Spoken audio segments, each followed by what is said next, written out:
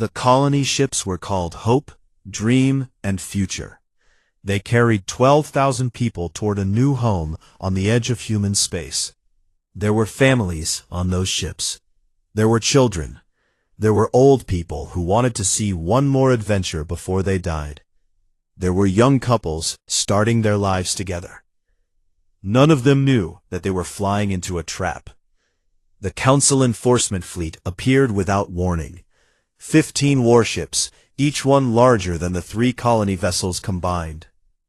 The lead ship was commanded by a Cassian officer named Fleet Commander Thorn. He was a creature of hard blue scales and cold yellow eyes. He had destroyed civilizations before. 3 unarmed colony ships were nothing to him. "You are entering restricted space," Thorn announced over the communication channel. "Turn back immediately." Captain Maria Santos commanded the Hope. She was a small woman with dark hair and a calm voice. She had been a cargo pilot for 30 years. She had never commanded a military vessel because she had never needed to. Colony ships were not military vessels. "There must be a mistake," Maria replied. "These coordinates were approved by the settlement office. We have all the proper documents." "The documents are no longer valid," Thorn said. "Humanity is not permitted to expand further. Turn back now, or face the consequences." Maria looked at her crew. She looked at the families in the compartments below. She thought about the months they had spent traveling, the dreams they carried, the new lives they had planned. "We cannot turn back," she said. "We do not have enough fuel. If you could just let us land and refuel, we will go wherever you want us to go." There was a long silence. Then Thorn spoke again, and his voice was as cold as the space between stars. "That is not acceptable." The ship broke apart in seconds, scattering debris and bodies across the void. The second shot hit the Future. The third shot hit the Hope. Captain Maria Santos had just enough time to send one final message back to Earth before her ship exploded around her. "Tell them what happened here. Tell them we did nothing wrong." Then there was only silence. The news reached Earth on what humans called a Tuesday. It spread across the planet within hours. 12,000 people, dead, murdered, for the crime of wanting a new home. The world waited for its leaders to respond. They expected anger. They expected threats. They expected loud speeches about justice and revenge.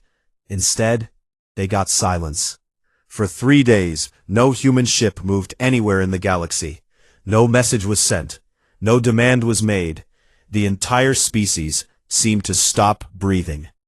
On the council stations, the alien representatives joked that humans were probably hiding under their beds in fear. They were wrong. On the 4th day, Ambassador Jack Morrison requested a final audience with the Galactic Council. The request was granted, more out of curiosity than respect. The aliens wanted to see what the silly humans would do. They expected begging. They expected crying.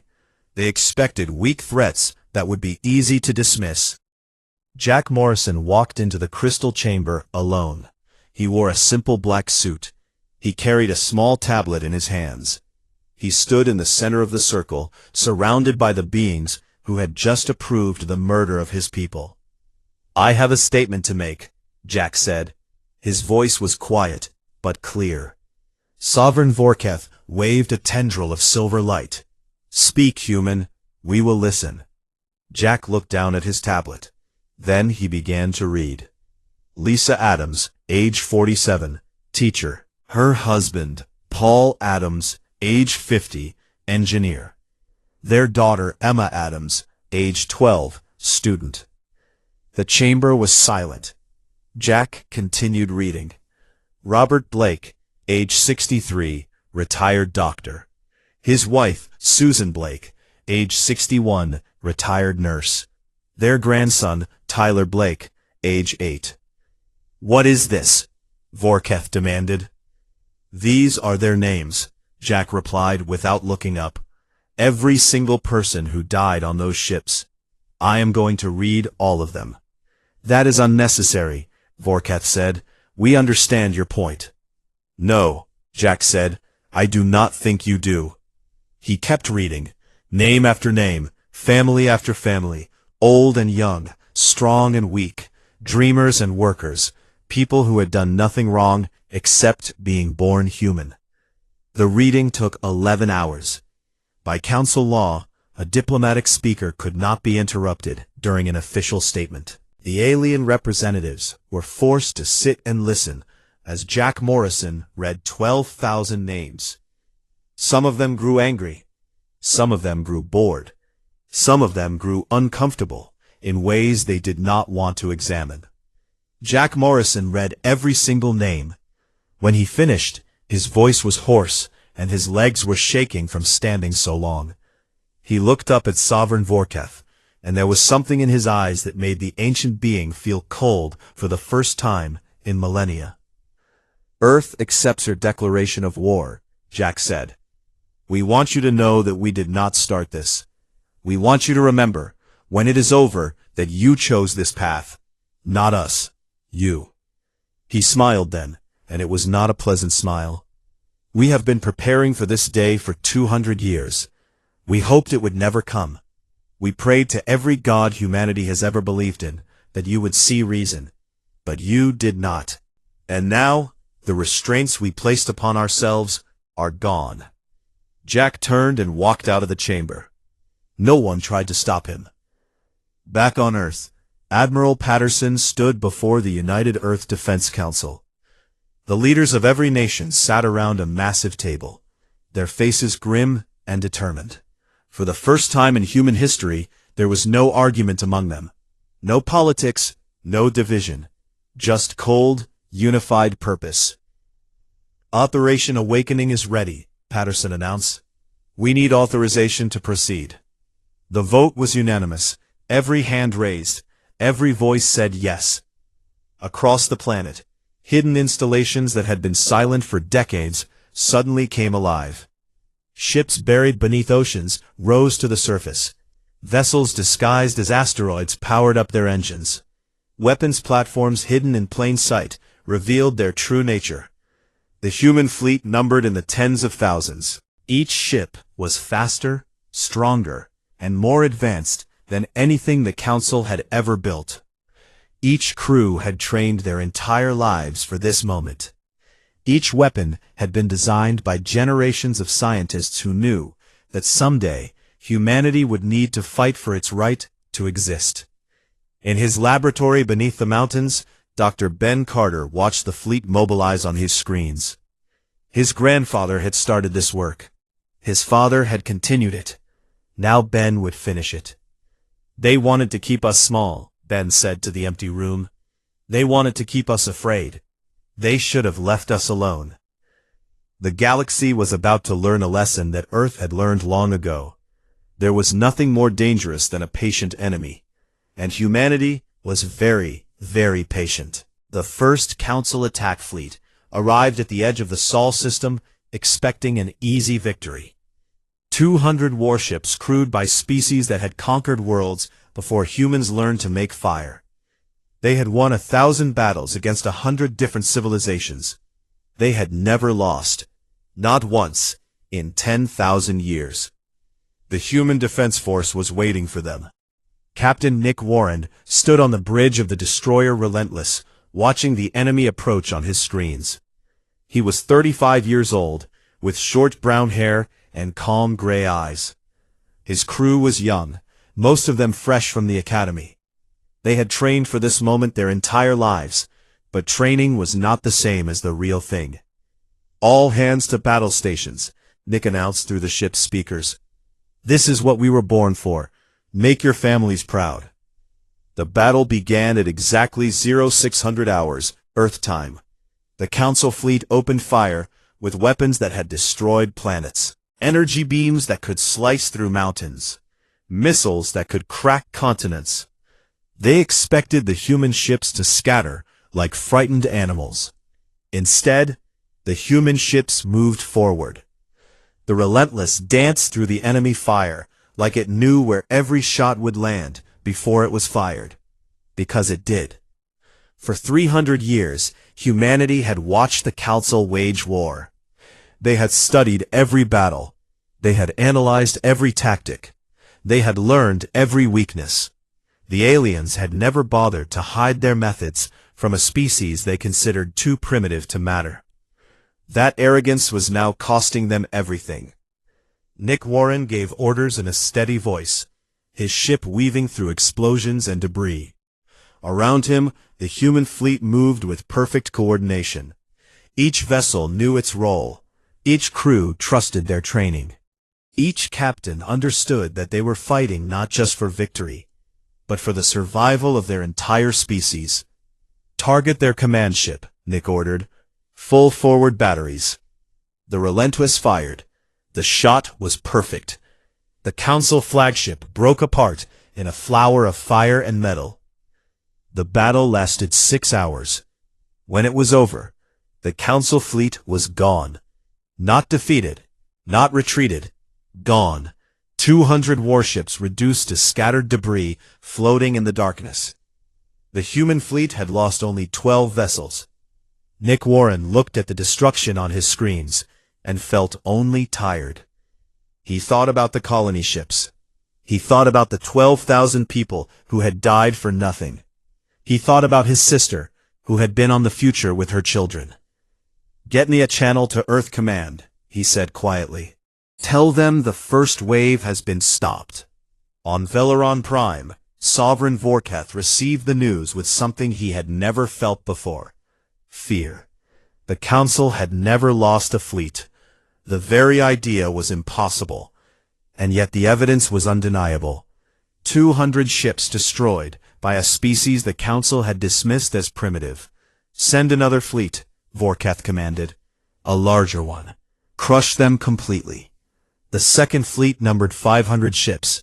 It lasted 4 hours. The third fleet numbered 1,000 ships. It lasted 8 hours. Each time the humans were waiting. Each time the humans knew exactly what the Council would do before they did it. Intelligence Officer Megan Torres led the team that finally figured out what was happening. She was a small woman with short red hair and sharp green eyes. She had spent her entire career studying alien civilizations, looking for patterns, looking for weaknesses. "They never thought to hide anything from us," Megan explained to the admirals. "For 300 years, they treated us like we were too stupid to understand their technology, too primitive to learn from their tactics.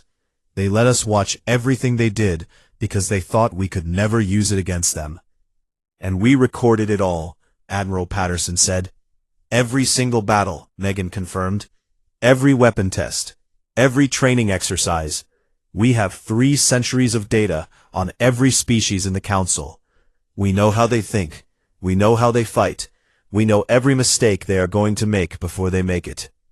The war entered its second year, and the Council began to understand what they had awakened.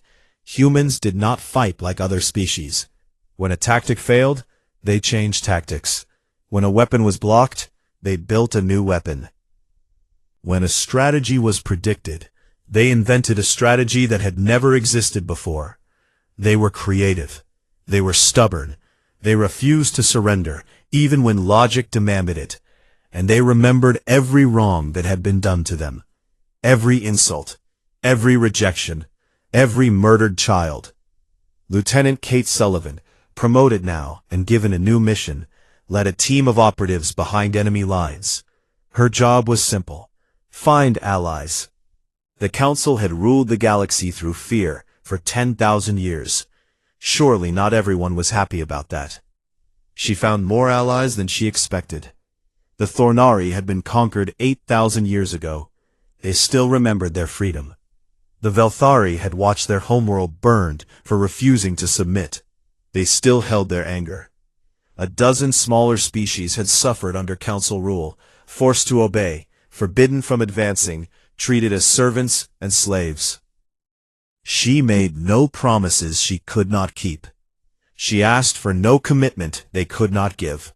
She simply told them the truth. Humanity is fighting back, she said. We did not start this war. We do not want to rule the galaxy. We just want to be free. If you want the same thing, we can help each other. One by one, they joined. The Great Alliance against Council rule began not with speeches or treaties, but with quiet conversations in hidden places. Species that had given up hope began to believe again. People who had accepted their chains began to imagine breaking free. The Council responded with more force. They burned colonies. They executed leaders. They tried to crush the rebellion with the same brutality that had always worked before. It did not work anymore. On the Bridge of the Relentless, now scarred from a dozen battles, Captain Nick Warren received new orders. The human fleet was no longer defending. It was time to attack. Set course for the Cassian homeworld, Nick announced to his crew. We are taking the war to them. His crew cheered. Nick did not cheer. He thought about the road ahead. He thought about how many more would die before this was over. He thought about the kind of galaxy they were fighting to create. Let them see us coming, he said quietly. Let them know that we are not afraid. The Relentless jumped to faster-than-light speed, and behind it came 10,000 ships, carrying the hopes and fury of a species that had been pushed too far. The hunters had become the hunted. By the third year of the war, the galaxy had changed beyond recognition. Systems that had belonged to the Council for millennia were now free. Species that had served as slaves for generations were now fighting alongside humanity. The great empire that had ruled the stars was crumbling, piece by piece, world by world. Admiral Sam Patterson died in the Battle of Kethros. He was 81 years old, tired and sick, but he refused to lead his ship while his people were fighting. When the enemy fleet broke through the defense line, Patterson ordered his flagship to hold position while civilian transports escaped. He knew he would not survive. His last message was broadcast across the entire human fleet. Keep moving forward, he said, his voice calm even as his ship burned around him. Do not stop until they understand. Do not stop until we are free. Then the transmission ended, and Admiral Patterson was gone. His replacement was a woman named Amy Lawson. She was 43 years old, the youngest admiral in human history. She had red hair that she kept short, blue eyes that missed nothing, and a reputation for being absolutely ruthless. Some of her own officers were afraid of her. That was fine with Amy. Fear kept people sharp. The human fleet continued its advance. Planet after planet fell, not to destruction, but to liberation. Amy Lawson understood something that the Council never had. Conquered people do not stay conquered forever. Given a chance, they will rise up against their oppressors. Humanity was not here to conquer. Humanity was here to break chains. On the diplomatic front, Jack Morrison found himself in a very different position than he had occupied 3 years before. Species that had laughed at him were now begging for peace. The Cassian Collective sent 7 different delegations. The Velthari Empire offered everything from territory to technology. Even the Zenthari, the oldest and proudest race in the galaxy, began making quiet inquiries about surrender terms. Jack listened to all of them. He took careful notes. He made no promises. What do you want? The Cassian ambassador asked desperately. Just tell us what you want, and we will give it to you. Jack looked at the alien for a long moment. He remembered standing in the council chamber, being laughed at, being dismissed like a beggar at the door of a great house. He remembered the names he had read. 12,000 names. 12,000 people who had done nothing wrong. We want a seat at the table, Jack replied. We want a voice in the decisions that affect our species. We want to be treated as equals. That is all we have ever wanted. Done, the ambassador said immediately. We agree to everything. Jack shook his head slowly. It is not your decision anymore. The council must surrender. All of it. Then we will talk about the future. The siege of Veleron Prime began on a day that the humans called Tuesday, because it seemed fitting somehow. The crystal world that housed the Galactic Council was surrounded by a human fleet so large it blocked out the stars. Supply lines were cut. Communication networks were destroyed. The planet was isolated, alone, helpless. Sovereign Vorkath called an emergency session of the council. The crystal chamber that had once seemed so beautiful now felt like a prison. The representatives who had laughed at humanity 3 years ago were not laughing now. They were afraid.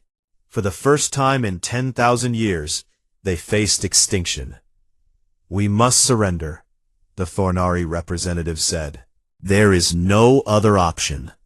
Surrender is unacceptable, Vorkath replied, but his voice lacked its usual certainty. We are the Galactic Council. We do not bow to lesser species. The humans are not a lesser species, the Velthari representative said quietly. They never were. We simply refuse to see it. The debate continued for hours, but everyone knew how it would end. There was no fleet coming to save them. There were no allies left to call. The great council that had ruled the galaxy for 10 millennia was beaten, and everyone in that chamber knew it. Meanwhile, aboard his flagship, Dr. Ben Carter presented Admiral Lawson with a choice. Project Prometheus had developed a final weapon, something capable of destroying Valoran Prime entirely. One shot, and the council would cease to exist. One shot, and the war would be over. Amy Lawson looked at the weapon specifications on her screen. She thought about Admiral Patterson, who had died believing in something better. She thought about the colony ships, about the 12,000 people murdered for wanting a new home. She thought about all the blood that had been spilled, human and alien alike. Then she thought about what kind of galaxy she wanted to build. No, she said finally.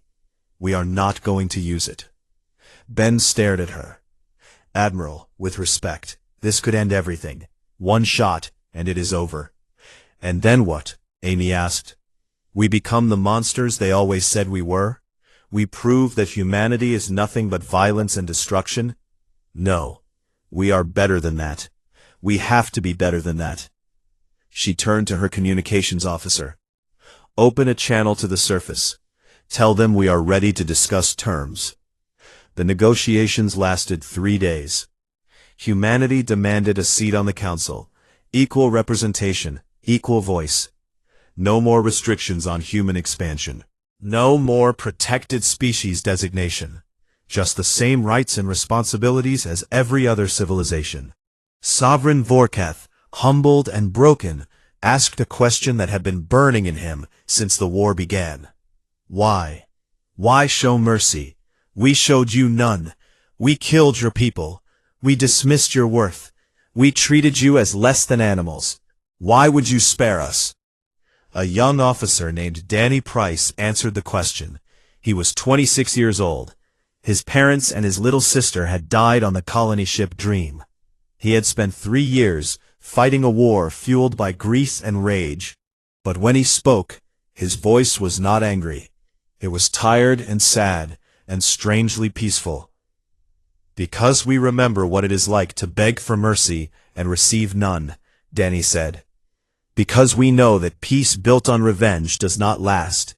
Because we want our children to grow up in a galaxy where species work together, not a galaxy where everyone is afraid of everyone else. We could destroy you. We could burn your worlds and end your civilizations. But that would not bring back the people we lost. It would just create more hate, more fear, more war. We are done with war. We want something better. Sovereign Vorkath was silent for a long time. In 10,000 years, no species had ever spoken to him like this. No species had ever had the power to destroy the council and chosen not to. "You are a strange people," he said finally. Danny Price smiled, and there was no anger in it. "Yes, we are. Maybe that is why you should have talked to us 300 years ago instead of treating us like animals. You might have learned something." The Treaty of Valoran was signed the next day. Humanity had won the war, but more importantly, they had proven that they deserved to win it, not through cruelty or vengeance, but through strength tempered by mercy. 5 years after the colony ships were destroyed, Jack Morrison walked through the crystal halls of the Galactic Council as an equal. He was 68 years old now, his hair completely white, his body tired from decades of service. But his eyes were bright, and his step was steady. He had lived to see the impossible become real. The chamber looked the same as it always had. Crystal walls stretching toward infinite blue light. Representatives from dozens of species sitting in floating chairs. But something had changed. When Jack walked in, no one laughed, no one dismissed him. Every being in that room watched him with a mixture of respect and something that might have been fear. He took his seat at the highest level, beside Sovereign Vorketh and the other senior members. Earth's first High Ambassador, with a voice equal to beings who had ruled the stars since before humans discovered fire. It felt strange and wonderful and somehow very sad. "The session will come to order," Vorketh announced. His voice was different now, quieter, humbler. The war had changed him in ways that 10,000 years had not. The first matter of business was the reconstruction of the border territories. Dozens of worlds had been damaged in the fighting. Cities needed to be rebuilt. Populations needed food and medicine. It was a massive undertaking, and for the first time in history, humanity would help lead it. Admiral Amy Lawson had transformed the human military into something new. Ships that had been built for war were now carrying supplies to devastated worlds. Weapons platforms had been converted into construction stations. Soldiers who had trained to kill were now training to heal. It was not easy. Many of them struggled with the transition, but Amy believed it was necessary. "We did not fight this war to become the new tyrants," she told her officers. "We fought it so that everyone could be free. That includes our former enemies." Kate Sullivan had been promoted again. She was now the Director of Interstellar Relations, responsible for helping former enemies become new allies. It was delicate work. Species that had hated each other for millennia could not become friends overnight. Old wounds took time to heal. Old fears took time to fade. But progress was being made. The Thornari and the Cassians, enemies for 8,000 years, had signed a trade agreement. The Velthari were sharing their medical technology with species that had once been their slaves. Small steps, but steps in the right direction. "It is strange," the Thornari ambassador told Kate during a reception. "For so long, we believed that strength meant crushing those weaker than yourself. Humanity has shown us a different kind of strength. The strength to help others instead of hurting them." Kate smiled. "We learned it the hard way. Our history is full of wars and cruelty. But we also learned that cooperation works better than domination. It just took us a long time to figure that out. On Earth, the changes were visible everywhere.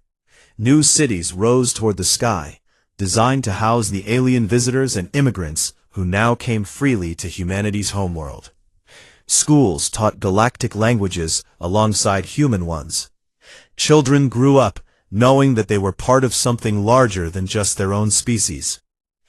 Dr. Ben Carter retired to a small house in the mountains, not far from where Project Prometheus had been hidden for 2 centuries. He spent his days teaching at a nearby university, telling students about the work that their grandparents and great-grandparents had done in secret. The tunnels beneath the mountains were empty now, converted into a museum that anyone could visit. "We hoped we would never need to use what we built," Ben told his classes. "We prepared for the worst while hoping for the best. When the time came, we were ready. But we also knew that winning the war was only the beginning. Building the peace would be the real challenge. One of his students, a young woman named Sarah, who had been born during the war, raised her hand. "Professor Carter, do you think we did the right thing? Showing mercy to the council, I mean, after everything they did to us." Ben thought about the question for a long moment. He thought about the colony ships. He thought about the 12,000 names that Jack Morrison had read in the council chamber. He thought about all the people, human and alien alike, who had died during the war. "I think," he said slowly, "that mercy is never the wrong thing. It is often the harder choice. It would have been easy to destroy the council, to take revenge for everything they did. But easy is not the same as right. We wanted to prove that humanity was worthy of joining the galactic community. Burning our enemies would have proved the opposite." The student nodded slowly. "So we won twice, once in the war, and once in the peace." Ben smiled. "Yes, I think that is a good way to put it." Across the galaxy, monuments were being built. On Valoran Prime, a memorial stood at the center of the council chamber, listing the names of everyone who had died in the war, from all species. On Earth, a similar memorial honored the victims of the colony ship massacre. 12,000 names carved in stone, never to be forgotten. Captain Nick Warren, promoted to Admiral now, visited the Earth Memorial every year on the anniversary of the massacre. He stood before the names and remembered his sister and her children. He remembered the day he had learned about their deaths. He remembered the rage that had burned in him for so long. The rage was gone now, replaced by something quieter. Not forgiveness, exactly. He could not forgive what had been done. But acceptance, perhaps. An understanding that holding on to hatred would only poison his own soul. "We did it, Maria," he said softly, touching the name of his sister. "We made them pay, but we also made something new, something better. I hope you would be proud." The galaxy entered a new era. The old council still existed, but its nature had changed. Decisions were made through discussion and compromise, not through force and fear. Smaller species had voices now. Ancient wrongs were being addressed, slowly but surely. Humanity did not rule the stars. They had never wanted to. They simply took their place among them, as equals, as partners, as neighbors. The species that had once dismissed them as primitives now sought their advice and valued their friendship. Sovereign Vorketh, in his final act before retiring from leadership, made a speech that echoed across the galaxy. For 10,000 years, we believed that power was the only thing that mattered. We believed that strength meant crushing those weaker than ourselves. Humanity has taught us that we were wrong. True strength is not about what you can destroy. It is about what you can build. We will remember this lesson. We will be better because of them. Jack Morrison listened to the speech from his office on Earth. He was very old now, his health failing, his days numbered. But he was content. He had lived to see his life's work completed. He had seen his species rise from rejection to respect. His granddaughter sat beside him, a young woman who would never know what it felt like to be dismissed as primitive. She would grow up in a galaxy where humans mattered, where their voices were heard, where their dreams were valued. "What happens now, Grandpa?" she asked. Jack looked out the window at the stars. Somewhere out there, ships were flying that had never existed before the war. Species were meeting that had never spoken before the peace. A new civilization was being born, one that included humanity as a founding member. "Now," he said softly, "we get to see what we can become. Not just us, but all of us, together." The war was over. The future had begun. And Earth, the small blue planet that the galaxy had once ignored, had finally gotten what it wanted. Not power, not revenge, not dominion over the stars. Just a seat at the table. Just a voice in the conversation. Just the chance to stand as equals among the stars and help build something wonderful. It had taken 300 years of patience, 5 years of war, and countless sacrifices. But in the end, humanity had proven what they had always known about themselves. They were not too young. They were not too primitive. They were not too violent to be trusted. They were exactly what the galaxy needed, even if the galaxy had not known it yet. And somewhere, in the darkness between stars, the spirits of 12,000 colonists rested peacefully, knowing that their deaths had meant something, that their names would never be forgotten, and that the species they had died for had become everything they had dreamed it could be. The halls of the Galactic Council were beautiful in a cold way. Crystal walls stretched toward a ceiling so high it disappeared into soft blue light. Representatives from 47 alien species sat in floating chairs arranged in a great circle. They had ruled the galaxy for 10,000 years, and they had never once considered humans worthy of joining them. Jack Morrison stood in the center of that circle, feeling very small and very human. He was 63 years old, with gray hair and tired eyes. He had spent 20 years of his life in this place, asking for the same thing over and over again: a seat at the table, a voice in the decisions that shaped the galaxy, basic respect for his species. The answer was always no. Beside him stood his assistant, a young woman named Kate Sullivan. She was 30 years old, sharp-minded and patient. She recorded everything that happened in these meetings, every dismissive wave, every cruel smile, every polite insult disguised as concern. She kept records because she knew that someday those records would matter. The Zenthari High Speaker floated at the head of the chamber. His name was Sovereign Vorketh, and he was not a creature of flesh and bone. He was made of flowing silver light, beautiful and ancient, and completely without mercy. When he spoke, his voice filled the entire room like music. "The petition of the human species is denied," Vorketh announced. Again. Jack did not flinch. He had heard these words many times before. "May I ask why?" Jack said. His voice was calm and steady. "Your species is too young," Vorketh replied. "Too violent, too unpredictable. You have only been traveling among the stars for 300 years. That is nothing. That is the blink of an eye. Come back in another 1,000 years, and perhaps we will consider your request again." A ripple of laughter moved through the chamber. The alien representatives found this very amusing.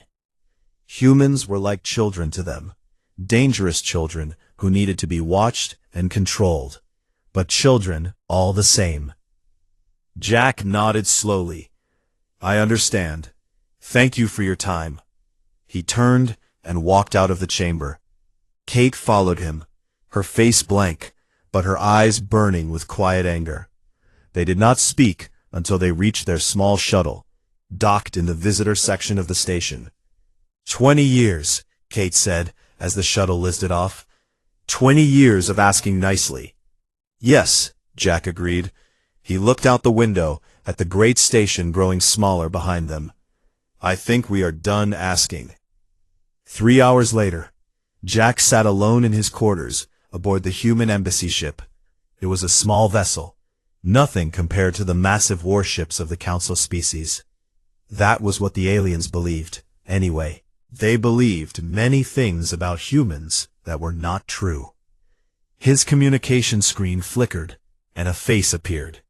Admiral Sam Patterson was an old man, older than Jack, with a face like cracked leather and eyes that had seen too much.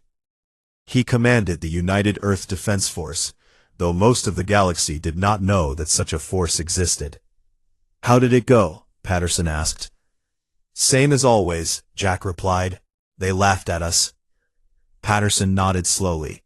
"Good. Let them laugh. Are you ready for what comes next?" Jack was quiet for a long moment. He thought about his wife back on Earth, his children, his grandchildren. He thought about all the humans who had been born and died during the centuries of being treated as lesser beings. He thought about the future his species deserved, but had never been given. "Yes," he said finally, "I am ready." Far away, on Earth, something was happening that the Galactic Council knew nothing about. Deep beneath the Rocky Mountains, in tunnels that stretched for hundreds of miles, a woman named Laura Bounce walked through a facility that officially did not exist. Laura was the director of Project Prometheus. She was 55 years old, small and thin, with short gray hair and glasses that she was always pushing up her nose. She looked like a grandmother. In a way, she was. She had helped raise the weapon that would change everything. The facility was enormous. It held shipyards where vessels were built in secret. It held laboratories where scientists developed technologies far beyond anything the Council had ever seen. It held training centers where soldiers prepared for a war that might never come. And it held the records of 200 years of patient work. Laura stopped at a window that looked out over the main construction bay. Thousands of workers moved below, building ships that would never officially exist. The vessels were sleek and dark, designed for speed and violence. They were beautiful in a terrible way. A young man approached her. His name was Ben Carter, and he was the chief scientist of the project. His father had held the position before him, and his grandfather before that. The work of Project Prometheus passed from generation to generation, a sacred duty that could never be spoken of. "We received word from Ambassador Morrison," Ben said. "The Council rejected us again." Laura nodded. She had expected nothing else. "Are we ready?" she asked. "We have been ready for 50 years, Ben replied. "We were just waiting for the right moment." Laura turned away from the window. She walked to a control panel and placed her hand on a scanner. The screen lit up with a single question. "Activate Protocol 7. She did not press the button. Not yet. Humanity would not strike first. They never did. They would wait for the Council to make a mistake. They would wait for a reason that the entire galaxy would understand. And then they would show the universe what happened when you pushed humanity too far. "Tell everyone to stay ready," Laura said. "It will not be long now." Across the galaxy, the Galactic Council continued to laugh at the silly little humans. They did not know that in hidden bases throughout human space, thousands of ships were waiting. They did not know that human scientists had cracked the secrets of technologies the Council thought impossible.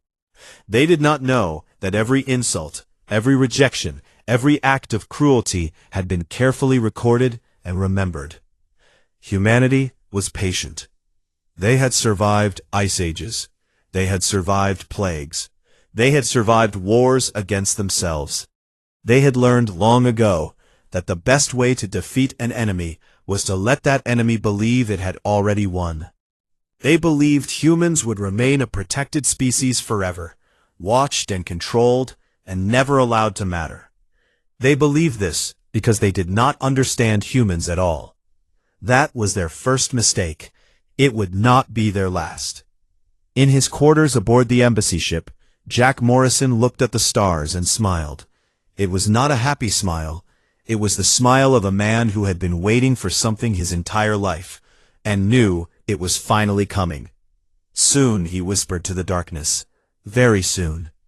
And far below on Earth, in facilities that did not exist, humanity continued to prepare for the war it hoped would never come, but knew was inevitable.